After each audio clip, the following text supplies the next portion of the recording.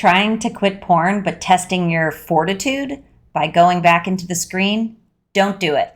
It's a trick. I'm Dr. Trish Leigh, and I'm here to tell you that that's the oldest trick in the book that the hijacker of porn addiction does to someone on the road to quitting porn and porn recovery. This is how it goes. You're doing great in your recovery and you're putting the pieces into place. You're getting on purpose in your work, in your relationships, and in your hobbies. You're unwiring that porn brain pattern that keeps pushing you back into the screen while you put up fences to keep the pull of the screen down. You're rewiring your brain so that it feels great and you're feeling good. You're getting more out of the exercise that you do. You feel more focused. You're making more money. You're cranking and you're on your way to hardwiring in that pattern forever. But then you have the thought, I have a brilliant idea.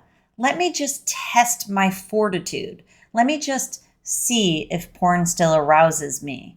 I am here to tell you, don't do it, my friend. That's the hijacker, and he's trying to trick you. He's trying to self-sabotage you back into that old habit to go down that downward spiral. There's only an upward spiral or a downward spiral. No such thing as a horizontal spiral. And if you're testing your fortitude, you are going to go back down and you're on this upward spiral. So keep going. Don't allow the hijacker to trick you into going back. He wants you to stay in that rut.